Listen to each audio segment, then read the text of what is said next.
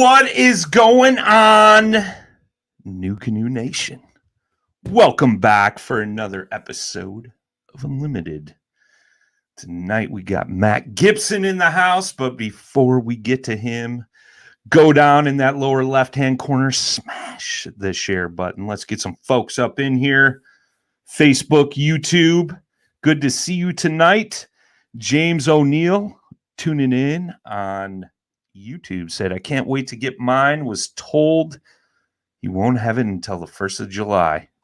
My friend, it will be worth the wait. I can tell you that much. Drop in the comments where you're tuning in from, what kind of boat you're floating out of.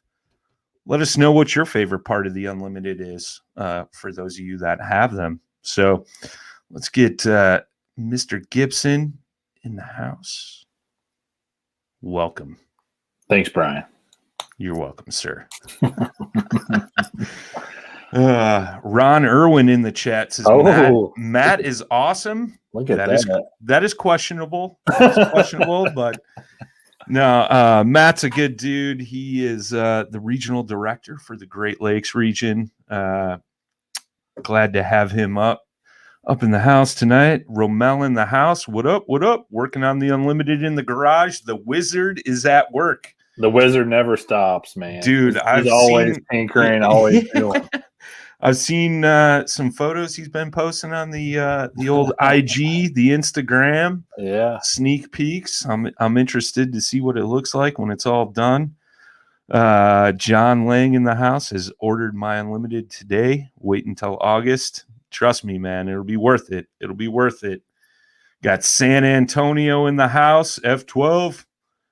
Burlington, North Carolina. Christopher Russell's getting his at the end of the month. Love it. Love it. We got some folks in the house, man. You nervous? You nervous? No, not really. Yeah. not much gets you worked up, my man. No. I stay pretty level through it all. So. Right on. Michael Thompson's in the house. Love it. Love it. Well, let's get started, man. From Indiana, you've been a NuCanoe fan for quite a long time. So let's get into how you started fishing, how you got into the kayak, the NuCanoe, and all that good stuff, man. Yeah, so man, I honestly can't remember a time that I wasn't fishing. You and I were talking a little bit earlier. I somewhere around 3 or 4 years old, I would say. With a Snoopy pole, and we used to go down this small creek in Kokomo called the Wildcat Creek, and used to go down there and just cast for hours. That's kind of where I cut my teeth a little bit, and then was fortunate enough that my parents decided they wanted to get us in a really good school district, so we moved out of the Kokomo area. I moved a little further east, and we ended up actually living on a place called the Kokomo Reservoir. So that's where I grew up, man. I had my first boat before I had my first vehicle. Man, I've paddled a ton, oared a ton, as far as flat bottom boats and everything, you name it. As far as small boats, I've probably owned it, from the time I was, 8-10 years old all the way up to now. And yeah, this journey for me in kayak fishing really started when I went to an open house down at you guys from Indianapolis will know this, Ted's Aqua Marine. It used to be a big Ranger dealership, and they had an open house, and Indiana Kayak Anglers was there. So Jason Young, a good friend of mine, Joe Gentry, was there, as well as Brian Crossan, and they had this rigged out kayak. And, I'd seen Chad Hoover a little bit on TV and things like that. And I was like, man, that's just awesome. Like, I can afford that. I came to a crossroads in my fishing career where, quite honestly, man, I just ran out of money as far as like boat fishing. Sure. So I saw that and I was like, man, that's something I really get into. And those dudes, kind of took me under their wing, and man, it's been going crazy ever since. Well, I just want to point out, you mentioned the Snoopy pole. That is currently and still currently Matt's go-to in the kayak is the Snoopy rod. That's my Ned rig rod. It's killer, man. still have that 12-pound mono on it too. That's your tricks to success, man. Yeah, that's kind of awesome. Maddie caught a real nice smallmouth. What was that? 2 weeks ago? 2 weeks ago, up on the Tippecanoe River for Paddle and Fin Trail Series event, all on the Snoopy rod, 20 and a half, wasn't it? Yeah, man, that was an awesome event. You guys run just a hell of a series. It was awesome. So yeah, right on, man. I try not to promote that over here. I try to keep the two separate, you know? Oh, I will. I mean, I'll send you that 20 via PayPal later. Appreciate it. Remember, friends and family, you know. I don't want that. What is it, 3%? Whatever. Yeah, something like that. But no, that's super cool, man. I mean, I first met you at the Indiana Boat Show. You were in the NuCanoe booth, doing your thing, and I think ever since we've kind of become really good friends. It's almost like we talk on a weekly basis, and it's more. I look at it more like we're brothers because we just kind of pick on each other the whole time. Oh, we call about like we'll talk like serious for like 30 seconds, but then the rest is just banter back and forth. So it's cool. Yeah. But so what was your first NuCanoe that you actually got into? It was a Frontier 12. Okay. And, I wasn't sure if it was the 10 or the 12. Yep, it was a 12. And man, I'm like, you know, Romel is like up here, and a lot of the guys are way up here. I'm like down here. I just put an XI3 on my Unlimited last week. I've almost always been an exclusive paddle guy. Sure. Which is somewhat rare these days, right? But yeah, like I paddled that thing for 2 or 3 years. And it, you know, I love the platform. I love just how wide open it was, the stability. You know, I'm a bigger guy, so you know that stability is really important to me. And man, that really checked the box for me as far as what I was looking for in a kayak. Yeah, you're like as tall as I am, right? You're like 6'4". Yeah, 6'4", 6'5". Yeah, that's awesome, man. James O'Neill in the chat said he went all out and got the XI3. That's awesome. No, Mike Schmitz is in the chat. Also says, "Yeah, you're ruined now. XI3 is where it's at." Yeah, I almost wonder how I fish without it now. I'm like, and I've only had it for a week, and I'm just like, man. Well, I remember I got that call of panic from you, like, where do I put my battery? Where, you know, all this stuff. And it was like the day before the tournament, right? It was Friday night or something. Yeah, it was the night before. Matt's trying to figure it out, getting all rigged up for this tournament. They had a bunch of wind coming in, stuff like that. So, I mean, I get it, man. I'm sure that played a huge role. Let's dive into that because I haven't talked to you about that. And I'm sure a lot of folks would be interested in hearing how, you know, you were in your new Unlimited, you had the XI3 bow mounted, and, you know, it was like supposed to get to like 30 mile an hour sustained winds or something on a wide open lake. So how did that all go down, and how did the Unlimited with the XI3 perform for you? So I'll be completely transparent. I didn't go out and program my GPS for the spot lock. Sure. It was just, man, it was rolling too hard for me to just go out and do a circle just to try to get spot lock. Yeah. But I can tell you that that trolling motor did not shut off from the time that I launched, from the time I came in. Okay. And yeah, it was gusting. Oh man, it was a good 25 to 30 out there at times, I'd say. You know, sustained wind, probably in those 20s, somewhere around there. And I fished docks all day. So I just basically just pointed into the wind and just, you know, I was so much more efficient doing it that way. There's no way I could have been out there paddling. And there's nothing wrong with paddling at all. But man, that just the XI3 and just, I've got a BNO lithium battery, and man, that combination is just awesome. How was it? How was it like in the waves, like stability wise? Did you ever feel uncomfortable, like you were gonna flip or anything like that? Because you're a big dude, man. I So am. Yeah. You and I are about the same size. I might have 10 pounds on you.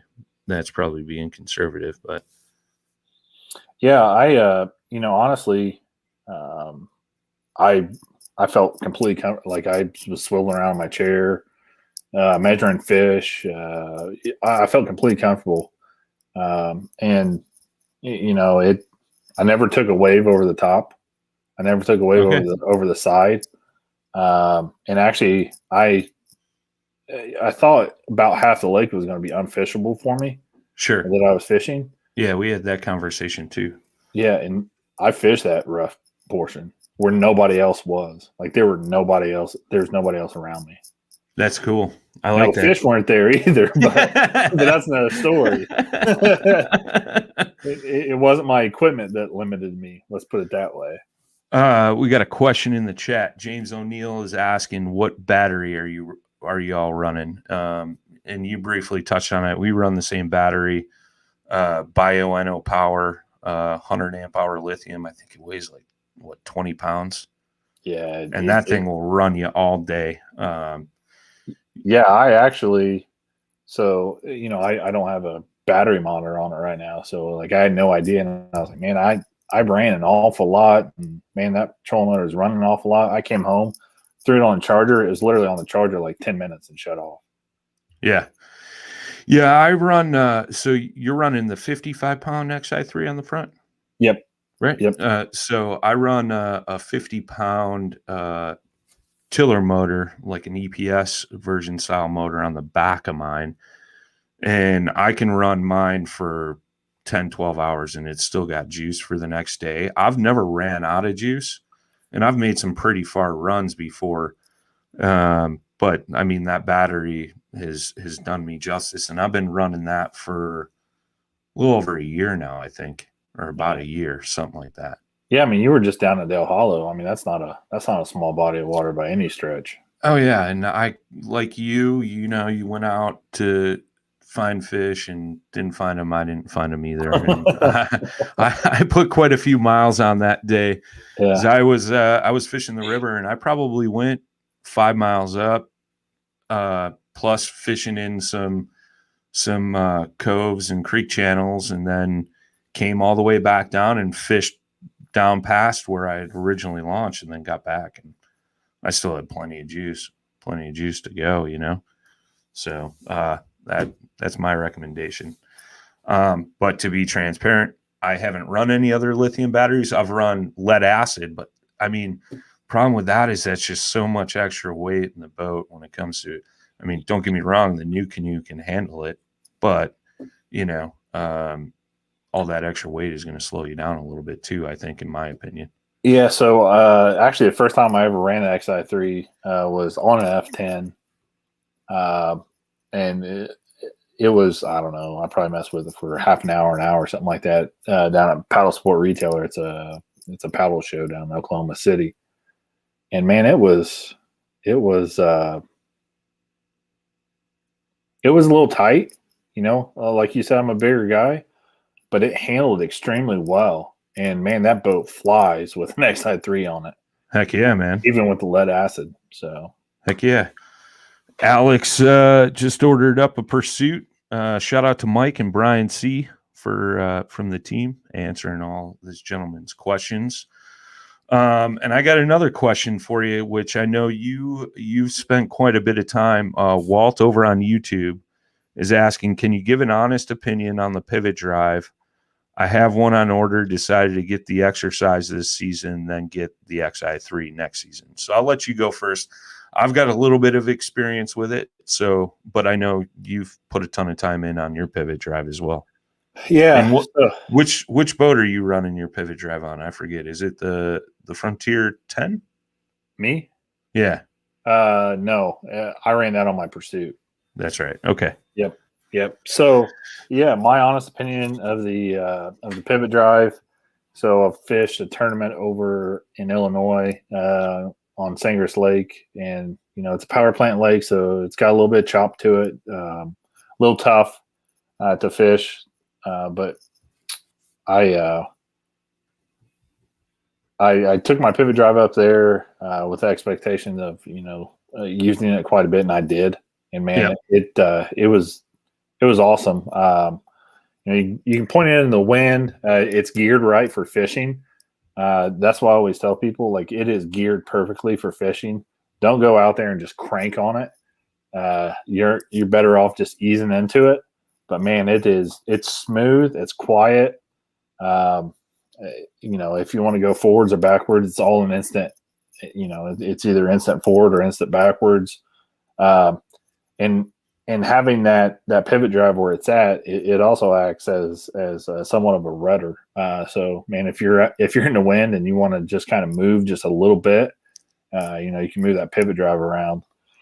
And honestly, I really beat the hell out of mine. That fin on the bottom, that's there.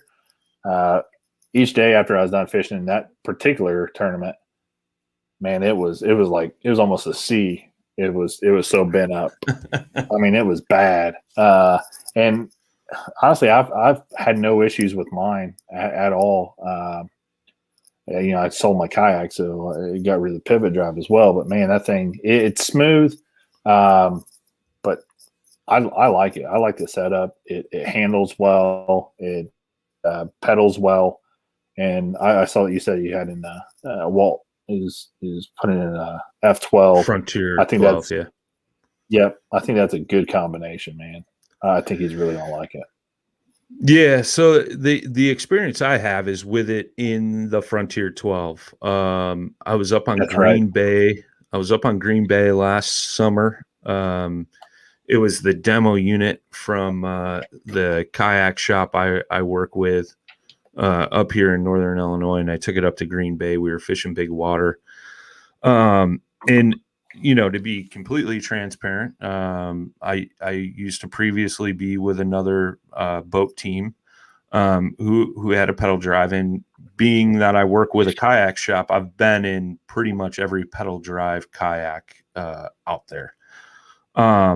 What I can say that it has over the other ones is it's super quiet because it's belt driven, and it's super smooth. A lot of other pedal drives on the market, as you're pedaling them, you kind of get this pause when you get to the top there. Whereas I didn't have that with the pivot drive. It was just nice, smooth, fluid.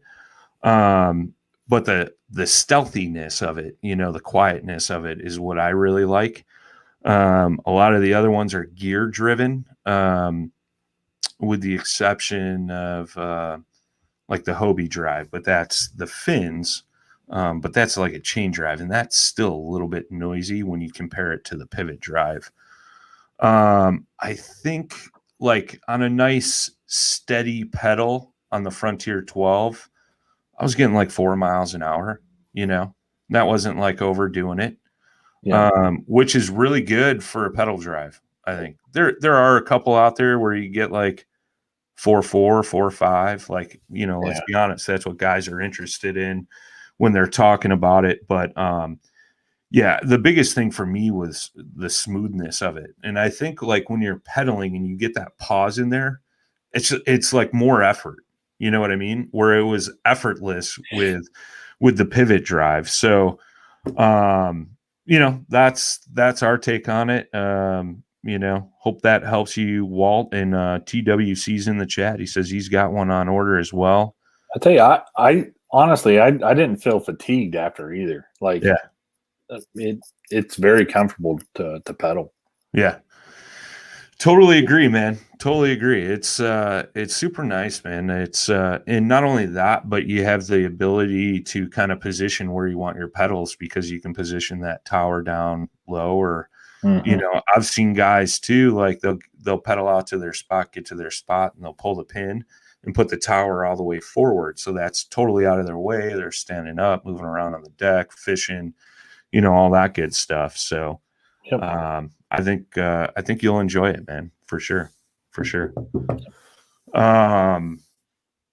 Yeah, Mark's in the chat says, because it's so smooth, it does take a little practice to get it just the right cadence. Once you do, it's golden. Totally agree. TWC, do you feel the flush mount rod holders on the Unlimited are too far back? It's hard to tell from the pictures. So I don't use flush mount. So I don't use them.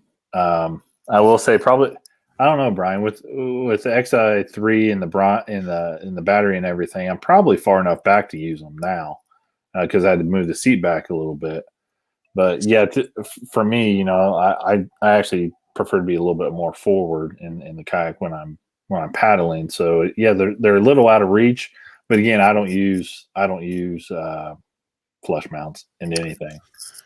Yeah, I'm kind of the same way. Like typically I won't use the flush mounts. The only time I really do is on the Flint. Because usually I'm taking like 2 rods. It's a smaller boat. I'm not throwing a crate in the back, things like that. But as far as the Unlimited goes, like, I run an EPS style motor on the back. And it is a stretch. Romel just answered it for me. Like, I don't think I could get to it. What I have done, because I run the motor, I've taken my paddle and breaking it down and put it in those flush mount rod holders in the back. Yeah. Rather than putting it in the taco clip handle, just so that way the paddle's out of the way.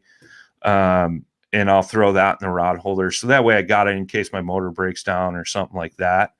But because I run that EPS style motor to try and balance the boat out, I've moved my seat up a little bit. Like pretty much like the front edge of my seat is like right where the deck pads start almost. So trying to get back there, it is a little bit of a stretch. So it also depends on how you're going to use it, right? Like if you're just paddling, I think you could have your seat far enough back and still be balanced enough to still access those. So yeah. Roy is asking, any thoughts on the XI3 without GPS versus EPS? You got any take on that? Limited experience with the EPS. I would say probably the EPS is I kind of think of it as in that kind of torpedo realm where you're probably going to use it to get to a spot. Is kind of how I would see utilizing it. And the XI3, is more like fishing and actually at the spot. I tell you, the XI3. So like I said earlier, I didn't program the GPS to begin with.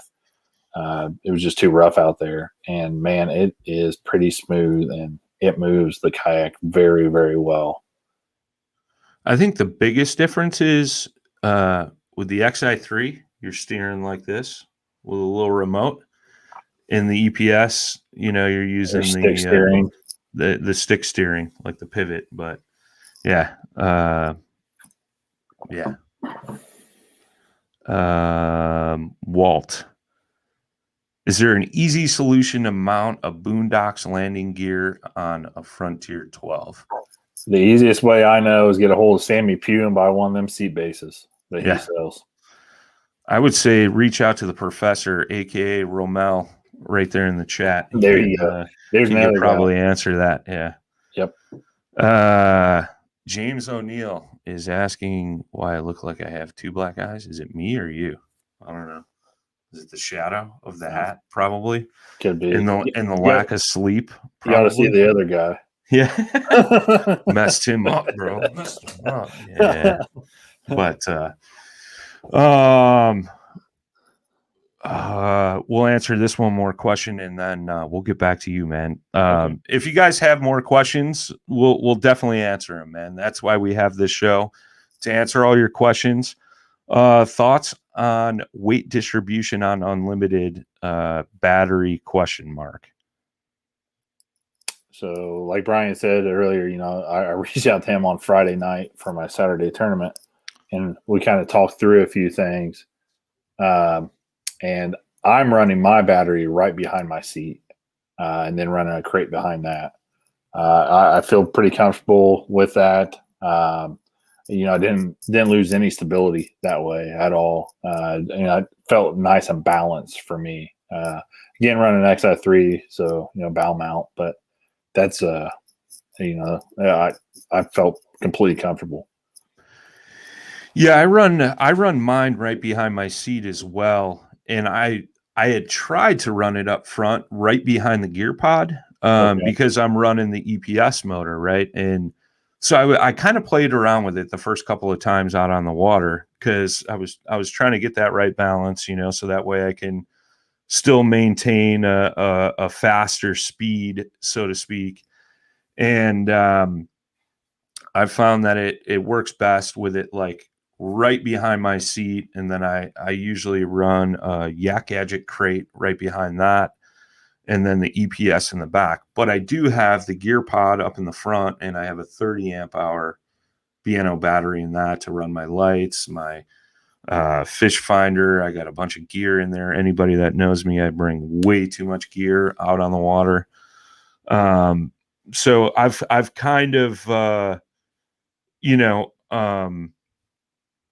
found that it was best there. When I put the battery in the front, I think it weighed down the front too much, which kind of slowed me down like 0.3, 0.4 miles an hour, which, sounds petty, but, when you got to get to that spot, you got to get to that spot.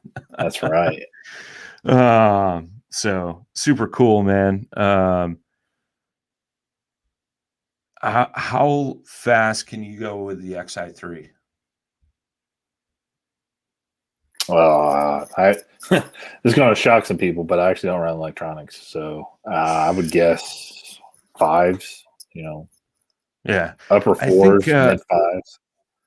Yeah, I think when we had Craig Dye on, and he's had a lot of experience with his XI3 and the Unlimited, I think he said he was getting 4.7 to 4.9. You guys can go back and listen to that episode. He had a lot of take on that. I know it throws a wake. Yeah, that's for sure. It's moving. The way I have mine, I basically took a 50-pound tiller trolling motor, 50-pound thrust tiller trolling motor, and I get about 4 miles an hour. Depends, again, about how much gear. Romel's in the chat. He said 4.5 average. So there you go. The wizard always coming through, man. So back to you, my friend. Great Lakes region.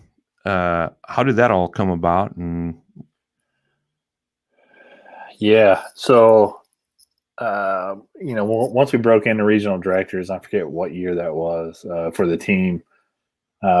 We actually had another guy that was running this region, and then he decided to step away and do some other stuff. And at that time, Everett called and said, basically offered me the position, and gladly took it. And man, it's been a lot of fun. We have a lot of great guys on Team NuCanoe, but I tell you what, man, our region is just we have great guys with a ton of knowledge. We're all different in what we do, and how we use our NuCanoes, and it's great. I can reach out to any of you guys, and you guys can reach out to any of me, and anytime to me, and I just feel like we all work together really well. Like it feels almost family-like to me, honestly. Well, there is one guy that's definitely interesting. We cannot talk about him. I mean, we'll say that. That's coming up. I think he's in June. He'll be on here in June. Yeah. So, I know I asked Stuart this last week when he was on. Like, what do you think the biggest struggle is being the regional director? Oh man, Honestly, you guys make it pretty easy. You guys just, as a region, I think we look pretty good. And, I think that we work well together, like I said. Um, sometimes sometimes it's the little stuff. We have when you come on Team NuCanoe, you have a set of things that you need to do.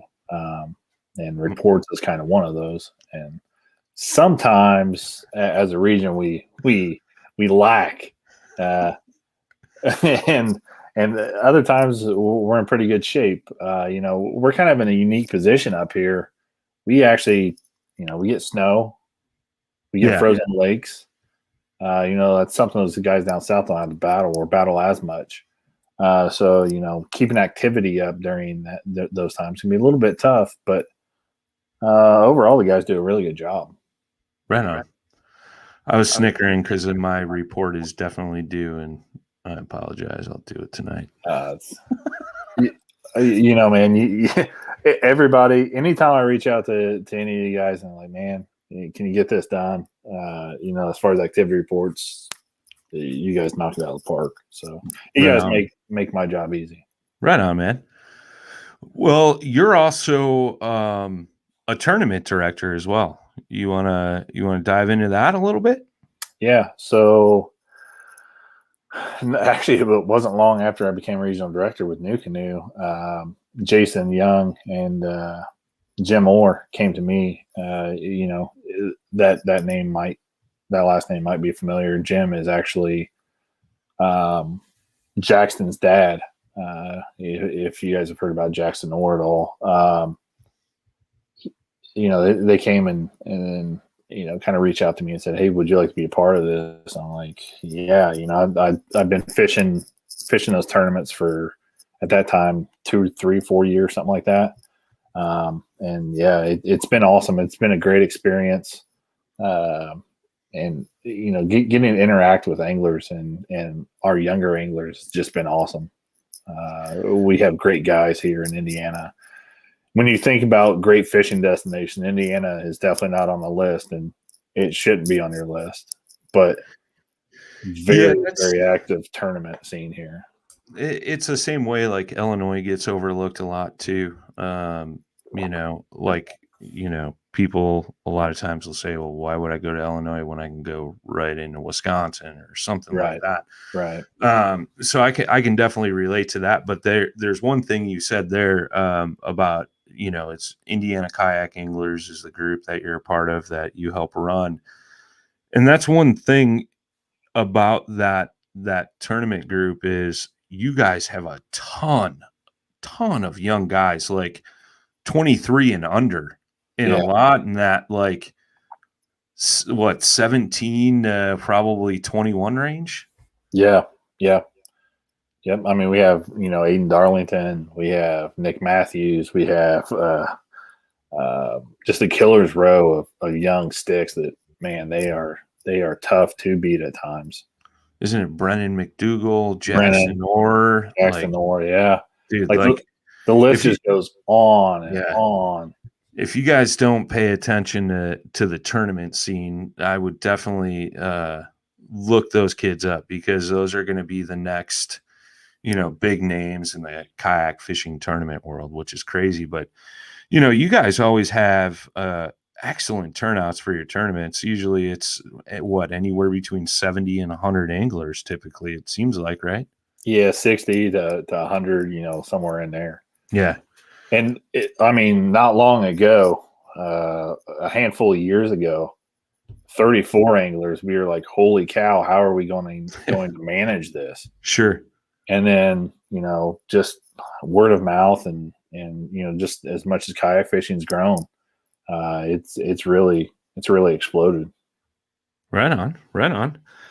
I like it, man. I like it. Go give if you guys are on Facebook, go follow Indiana Kayak Anglers. They do some cool stuff over there. Plus all those young kids, man. It's just cool to see them.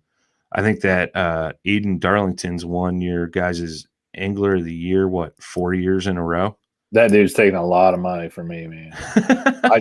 And he's 22? 21? he's what, a sophomore at Purdue, I think. So yeah. So he's like 20 Yeah. or 21. Yeah. Yeah, right around that. And the thing is, they're all great kids. I call them kids. They're all great guys. Like Jackson is just a wealth of knowledge, and man, they all share information very well. They're all a good part of the community. Absolutely. And that's very important for the sport. And we are very fortunate to have guys like that come and fish our tournaments for sure. Heck yeah, man. Heck yeah. Well, I'm going to fire off some questions at you. The first one we'll start with, I ask every guest this. You got a Frontier 12, rigged up tandem. You can fish with anybody, dead or alive. Who's it going to be? It's you. Just kidding. Just kidding. I knew that was a joke. I wanted to take that in for a minute, you know? Yeah.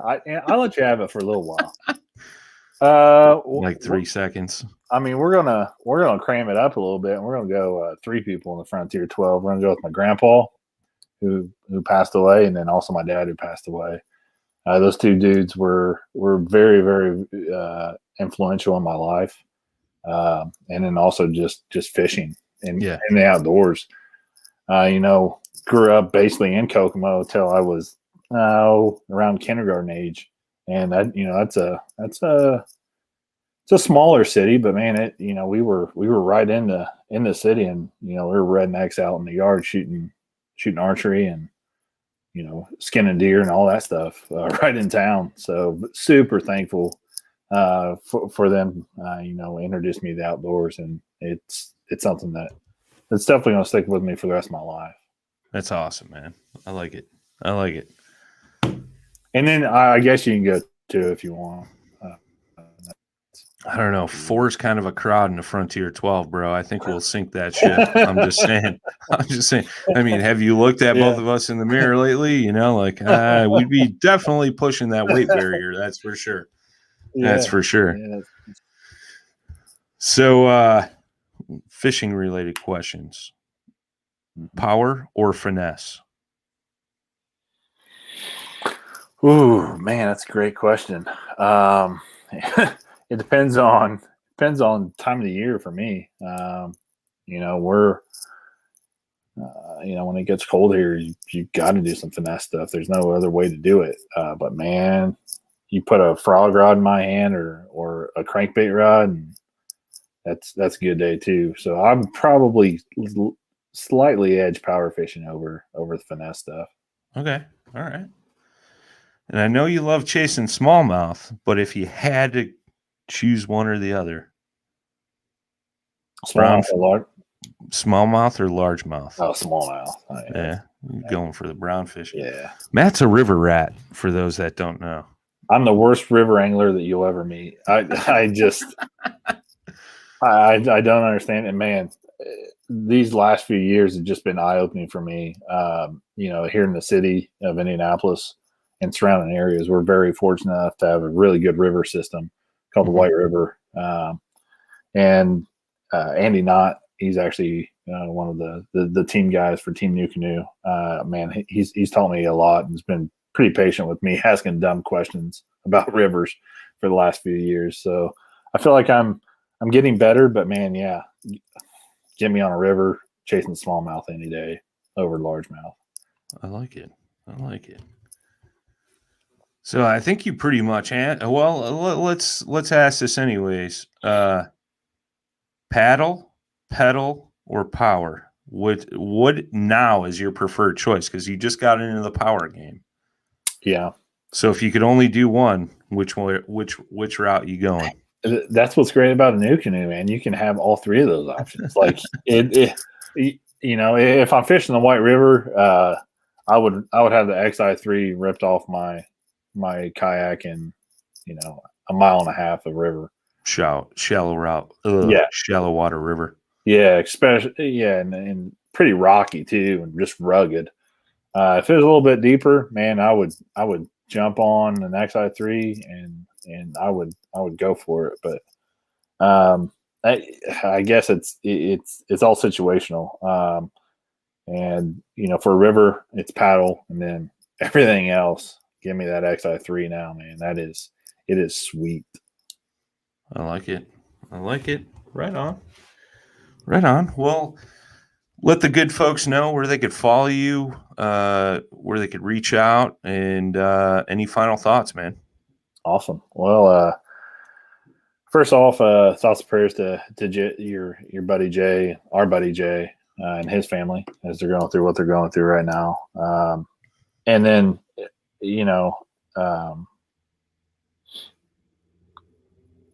honestly, a big thanks to Blake at NuCanoe. He's awesome. You've had him on the show a few times, and he's awesome. Everett, all of the people at NuCanoe, they really allow me to do what I really love to do, and that's kayak fish. And then, I've picked up some smaller sponsors through the years. And it's all companies that I work with and have worked with for a while, like Secret Lures. Some guys here in the region are going to be a little pissed at me for talking about it, but the Stupid Tube. If you don't know what it is, look it up. Yeah. SecretLures.com and get you some jig heads and some tubes. PH Custom Lures, great balsa manufacturer. Is balsa a big deal over there, Brian, or is that a little far? I think that's more of a northern thing. Like, I don't know many guys in the Illinois-Wisconsin border area that use it much, but I know when you get further up north, you see it much more. Real quick, there's 2 questions in the chat. I'll let you finish and then we'll get to those. But I'm not huge. To be honest, I've never really thrown balsa, so I got no opinions. So I'm like just right on that edge, that kind of right on that border. Cincinnati, that area, Ohio River Valley, where bites are even tougher. Balsa is king. So it Phil's a great lure manufacturer, man. He puts his heart and soul into his lures, and you can really tell it. So, man, I've been working with him for 4 or 5 years, and it's been awesome. So, yeah, right on. You got anything else? Benny Branches paddles. When I'm paddling, it's always a Benny Branches paddle. I love the Angler Navigator. That's my favorite paddle that I've ever owned. It's so awesome. I get this question a lot. What size paddle are you typically using on your NuCanoes? Because I think that's a great question that probably doesn't get touched on enough, right? Yeah. Yep. So, we've touched upon it. I'm 6'4", I have pretty good sized wingspan. And I like my seat a little bit high too. So like for a pursuit, I typically run a 260. Honestly, a lot of times with the F10, I'll run a 260 as well. For the Frontier, when I had it, 280 seemed to be really, really nice paddle size for me. And then I've kind of been playing in Unlimited. I think the sweet spot's right between 270 and 280, somewhere in there. Yeah, I paddled mine Saturday, and typically I'm always using a 250 no matter what boat I'm on, but I kind of realized like I could use a little bit longer just because my graph was kind of in the way and things like that, and I need to maybe adjust some things around. But plus, like the best thing about the Unlimited to me, because I'm a tall guy, is the seat height. Yes. So I'm a little higher up than I typically was, like on the Pursuit, and the Flint and things like that. So, I'm glad to get your take on that. Like my thought process wasn't off. Like we're the same height, kind of same build, things like that. So, yeah, I might have to look at a new paddle now. Thanks a lot. No problem. It's all your fault. Yeah, the 280. Some guys say a 280 is a little bit too big for that kayak, but man, for me, I think it's going to be right in that sweet spot, and it's going to be really, really what I need. It's like paddling with a tree trunk, man. It can 280. It's out there, brother. I like it. I like it. So let's get to these questions real quick. So TWC, do you feel the price of the EPS is a little high compared to the features like spot lock you get with the XI3? Would probably go with the XI3 just for the spot lock myself. Yeah, I mean, sure, I get it. I mean, me personally, I've always had a motor in the back of my kayak. I'm not against the XI3. I'm just cheap and had a motor and didn't want to spend the money on the XI3. If I'm being 100% honest and transparent, but like that's one thing I consider, right? And I think I talked to you about it actually, Matt. Is like I never use an anchor. Yeah. I'm usually constantly moving. Yeah, in a tournament situation, if it was windy, I'd probably wish that I had the spot lock. But I'm pretty good at finessing like my speed. So I'm just kind of either sitting there into the wind or just moving nice and slow into the wind, things like that. I mean, it's a game of give or take, it's, I don't have a big motor head sticking up in front of me. Yeah. That's a plus. But the minus is, I can't push a button and just stay in one place. I think it's all dependent on like how you fish and what you do and things like that. Yep. So yeah, I mean, I get where you're coming from, like price wise. Yeah, I could see going with the XI3 over the other. Well, you're kind of in two different price ranges, right? I mean, the EPS like total kit, I think is maybe slightly less than the XI3 with the spot lock option. So, I mean, I get it. You're kind of in that same ballpark. I think it's like plus or minus like 100 or two. So, I mean, it's just personal preference. I mean, like I said, if I'm being 100% transparent, A, didn't want to spend the money. B, I already had the motor. And C, like it's never really bothered me or never dawned on me like, hey, I need to stop in this one spot.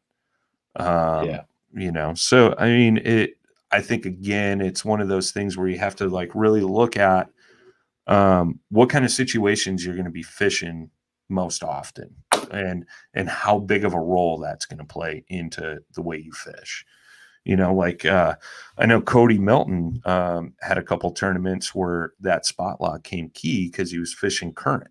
Yeah. So he could kind of hold himself in a spot in moving water. I mean, that makes sense. I don't do a bunch of that style of fishing. So, something to consider. Walt asking, with the pivot drive, is there a good way to put some power on as well to get you from one location to the other? I think TWC answered that, Yeah.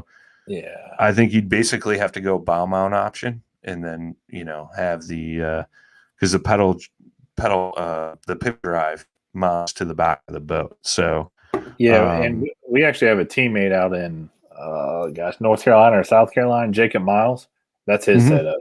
So, check him out on Facebook. I know he's got some pictures of it. He's running something like that. Heck yeah, man. Tyler Bean says heading lock is a big advantage on the XI3 people overlook. Is that where you can like kind of plan a route? Yeah. Okay. Yeah. If, there's another company that is out there that, they have it where you can kind of set things up like that, like through Navionics. But I think, what is it? Motor Guide? You have to have a Hummingbird to do that. Is that right? Motor Guide's Lowrance, and you use a NEMA.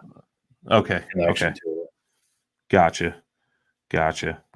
Yeah, I'm not familiar with it, but the thing I've seen is pretty sweet. Tyler says it'll hold the speed in a certain direction. I like that. That's nice. I think that's it for questions, man. Mr. Gibson, appreciate you taking the time tonight. Yeah, no problem. Thanks for having me on, Brian. It's appreciate all the little work you do for our region. Yeah, appreciate you being part of the region and doing what you do. That was a joke. I ignored what what you thought you heard. what Right I thought on. I heard, and Right just on. went the other route. I like it. Right on, man. No, appreciate you, man. Appreciate you taking the time out tonight. As always, boys and girls, we're here every Tuesday night, 7 Central, 8 Eastern. On the docket next week, we got Logan Bloomfield coming up. Nice. I believe he's got a PA. So super cool guy. Chases some muskie and some toothy fish out of his NuCanoe. So it'll be fun to talk to him and get his take. A little different style of fishing. I know a lot of kayak fishermen are bass fishermen. So it'll be cool to talk to him and switch that region up. And then the week after, we got Bo Brock. So nice. a couple cool guests coming up. And is this the first NuCanoe show that you haven't had a technical issue? Like the internet going out? I don't think or I've anything had like that? many technical issues. Well, Everett. Technical issues only occur when our man Everett's on, Okay. All right. But no, I don't think we've had too many technical issues. There's a little. I forgot to make the intro earlier tonight. I was buried in some other podcast work, so totally spaced out. So sorry, guys and gals, that we were a couple minutes late getting started. But yeah, man, super fun. We appreciate all you. Appreciate your support. As always, if you guys have any questions about NuCanoe setups, things like that, feel free to reach out to my man Matt, the NuCanoe page, myself personally. You can find NuCanoe on Instagram. Go to the website, even NuCanoe.com, and those questions will get answered for you. Those people waiting on the Unlimiteds, we saw a couple of those comments. They're coming, man. They're coming.